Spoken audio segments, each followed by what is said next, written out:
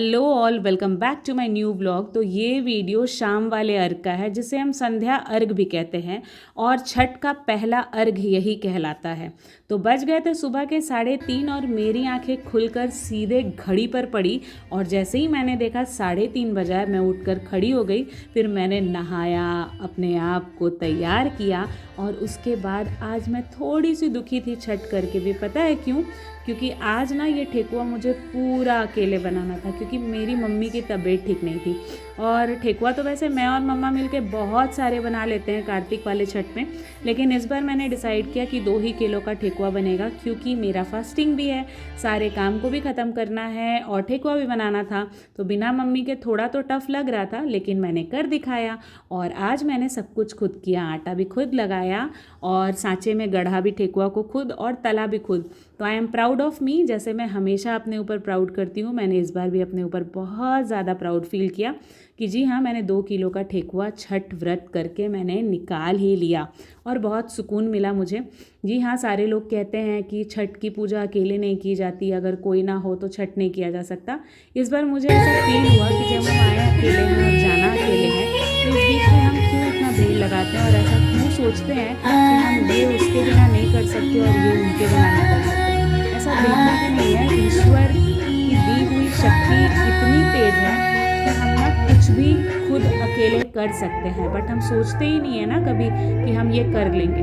तो ये चीज़ ज़रूर सोचना चाहिए, हमारे अंदर इतनी हिम्मत है, इतनी ताकत है, भगवान जगन्नाथ की दी हुई 2 हाथें हैं, तो आराम से हम लोग कुछ भी कर सकते हैं, बस ज़िद ठानने की देरी है। तो मेरी यही ठानी हुई ज़िद पूरी हुई और छठ मैया का आशीर्वाद बरसा है पूरा इस बार छठ में मेरे ऊपर। तो मैंने सब कुछ खुद कर लिया और मेरा 2 किलो का ठेकुआ कब बन गया मुझे पता ही नहीं चला। और ये रहा लौंग। जब ठेकुआ के बीच में ना हम लोग लौंग लगाते हैं और फिर हल्का हल्का सिंदूर का टीका देते हैं। ये क्यों किया जाता है, अगर आप लोगों में से किसी को पता होगा तो ज़रूर कमेंट कर बताइएगा।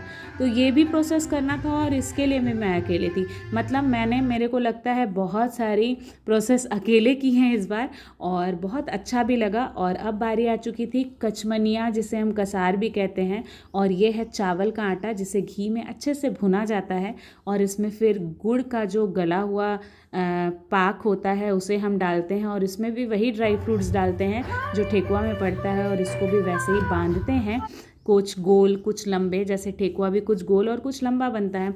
उसके बाद मैं तो अपना सूप लगाने के लिए वहाँ पे रेडी होने लगी थी और अथर्व निकल गया था अपनी मासी के साथ फल परचेजिंग के लिए, क्योंकि फल लेना बहुत ज़रूरी होता है। अगर सूप में फल ना हो तो ये पूजा कंप्लीट नहीं होती। और फल भी ऐसे जो कि सीज़न के होते हैं। कार्तिक में तो बहुत कुछ मिलता है, अभी गर्मी वाले टाइम में जो भी फल मिलता है वो सूप में होना बहुत ज़रूरी है।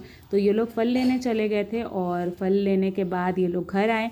उसके बाद मेरी छोटी वाली बहन ने सारे फल को साफ से धोया, क्योंकि सफाई बहुत ज़्यादा ज़रूरी है। उसके बाद ये चावल का आटा का घोल हम सूप में लगाते हैं, जिसे हम ऐपन कहते हैं। और उसके बाद नारियल, और ठंड में जो डांभा होता है उसमें भी वो ऐपन लगता है। खैर अभी तो सिर्फ नारियल में लगा। उसके बाद मैं लग गई सूप सजाने। सूप सजाना काफ़ी शुभ काम होता है, ये बहुत लोग आते हैं सजाने के लिए। तो खैर मैं और मेरी छोटी सिस्टर ने मिलके यहाँ पे सूप सजाया। बहुत सुंदर लगता है ना, छठ पूजा जहाँ से होता है ना वो कमरा भी बहुत खूबसूरत लगता है, वो सारी सूप भी बहुत सुंदर लगती हैं और छठ व्रती के चेहरे पे भी एक अलग सा नूर आ जाता है। पता नहीं क्या है इस व्रत में, और हमें कभी फील नहीं होता पूरे 3 दिन कि हमने फास्टिंग किया है।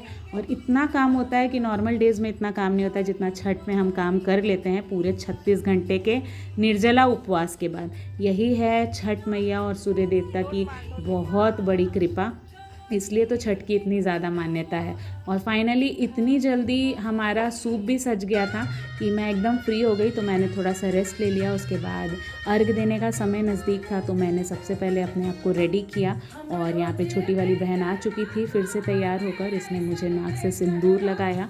ये सबसे ज़्यादा इम्पॉर्टेंट होता है सारे पूजा पाठ में। तो यहाँ पे मैं कंप्लीट रेडी हो चुकी थी और एक अलग उत्साह होता है तालाब में जाकर, मतलब यहाँ तो तालाब में ही जाते हैं, तालाब में जाकर अर्घ देने का। तो सबसे पहले हम सब ने, पूरे परिवार ने यहाँ पे दौरा को प्रणाम किया, क्योंकि सबसे ज़्यादा महत्व दौरा और सूप का ही होता है। और छठ को भी हम प्रकृति पर्व ही कहते हैं, तो प्रकृति से जुड़ा हुआ है ये। तो सूप और दौरा में पैर भी नहीं लगना चाहिए, ऐसा हमने सुना है। और यहाँ पे अथर्व ने उठाया दौरा, और हर बार मैं चाहती हूँ पूरी ज़िंदगी जब तक मेरी सांसें हैं मैं छठ करती रहूँ और दौरा इसी तरह अथर्व उठाता रहे। और हम लोग निकल पड़े थे सीधे तालाब के लिए। और तालाब में जाने की एक अलग उत्सुकता होती है मेरे अंदर। सारे लोग कहते हैं घर पे कर लो, लेकिन मेरा एक ही कहना है कि जब तक छठ करूँगी तालाब से ही करूँगी, चाहे कुछ हो जाए। तो मैं पहुँच गई थी छठ घाट, और यहाँ पे सूर्य भगवान को सबसे पहले हम प्रणाम करते हैं, और 5 बार प्रणाम करने के बाद ही हम पानी में उतरते हैं।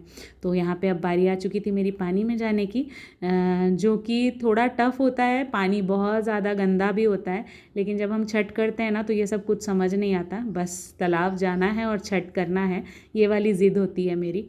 तो यहाँ पे अर्घ पड़ना शुरू हो चुका था। और यही एक पर्व है जो आप लोगों को भी पता है कि सूर्य भगवान डूबते हुए सूर्य को अर्घ देते हैं हम लोग, और सुबह उगते हुए सूर्य को अर्घ देते हैं। बहुत बड़ी मान्यता है इसकी। और यहाँ पे सारे लोगों ने अर्घ दिया, मेरे घर के भी, और बहुत लोग घाट पर इस बार, मतलब चैती छठ में बहुत कम भीड़ होता है, बट इस बार धीरे धीरे हमें हर साल चैती छठ में भी भीड़ नज़र आने लगी है। उसके बाद शाम के टाइम में हम लोग अपने घाट को पूज कर आते हैं, ताकि हमें याद रहे कि हमने इसी घाट पे किया है।